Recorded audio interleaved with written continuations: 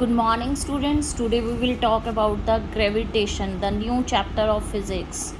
Gravitations का मतलब क्या है? Gravitational force, the force with which sun attracts all the planets and earth attracts the moon is called the gravitational. Attract होना, planets attract हैं sun के towards में, क्योंकि सन उन्हें अट्रैक्ट करता है अपनी तरफ ग्रेविटेशनल फोर्स की लिए, और इसीलिए ग्रेविटेशनल का ऑब्ज़र्व कहाँ से हुआ था? न्यूटन ने किया था ऑब्ज़र्व जब वो एक पेड़ के नीचे एप्पल सो रहा होता है और एप्पल उसके सिर पर आकर गिरता है, तो उसने कहा कि एप्पल ने अट्रैक्ट किससे हुआ है? Towards the earth.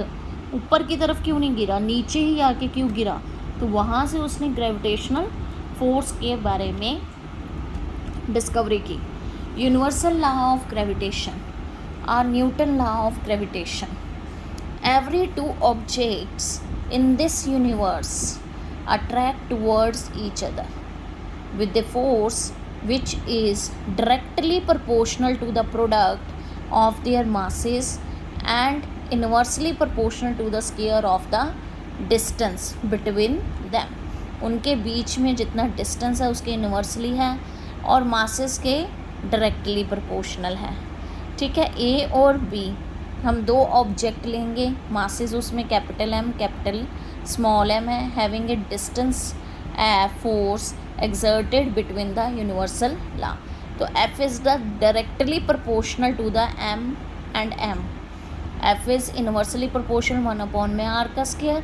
तो इक्वेशन 1 और 2 को मिक्स करेंगे तो डायरेक्टली प्रोपोर्शन, मासेस ऊपर आ जाएंगे, R का स्क्वायर नीचे। तो डायरेक्टली प्रोपोर्शनल को हम हटाने के लिए यूनिवर्सल कांस्टेंट, ग्रेविटेशनल कांस्टेंट लगाएंगे। F is equal to G M M divided by R का स्क्वायर। और ग्रेविटेशनल्स को अगर फोर्स बाहर की तरफ निकाल दें तो एफ आर का square divided by M N. तो ये जो आएगा 6.673 multiply by 10⁻11, that is the constant value of the capital G. तो हमारा ये यूनिवर्सल लॉ ऑफ ग्रेविटेशन है। अगर अर्थ अट्रैक्ट्स करती है मून को, 1 मीटर ले लिया मैंने, उसका कैपिटल ए और कैपिटल बी 100 है। एक एग्जांपल ले रहे हैं, F is equal to G capital M M divided by R का स्क्वायर। वैल्यू पुट करेंगे हम उसमें, 10 का स्क्वायर मल्टीप्लाई बाय 10 का स्क्वायर और 1 का स्क्वायर आर है क्योंकि यहाँ 1 है। तो उसमें क्या होगा? 6.6 मल्टीप्लाई 10⁻7 न्यूटन आ जाएगा। अगर अर्थ अट्रैक्ट होती है मून से, ठीक है, तो क्या होगा? m हमने रख लिया 6 मल्टीप्लाई बाय 10 की 24, m is the 100 kilogram, r is the 6.4 10 की 3 किलोग्राम। तो f is equal to G M M divided by r का स्क्वायर 1 आ गया। तो 6.4 10 की रेस पावर 6 मीटर, उधर से r रेडियस हमने निकाला था।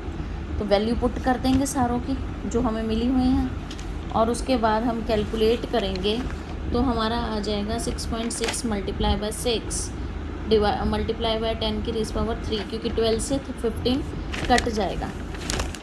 12 नीचे है, 15 ऊपर है, तो 3 बच जाएगा। तो 6.4 मल्टीप्लाई आ जाएगा न्यूटन। तो ये हमारा दोनों का वो रहेगा। आप ये डेरिवेशंस पूरी कर लेंगे अपनी नोटबुक पे, ठीक है, ग्रेविटेशन की। कल बाकी का हम करेंगे, इसकी इम्पोर्टेंस, यूनिवर्सल लॉ की इम्पोर्टेंस हम कल करेंगे। Thank you and have a nice.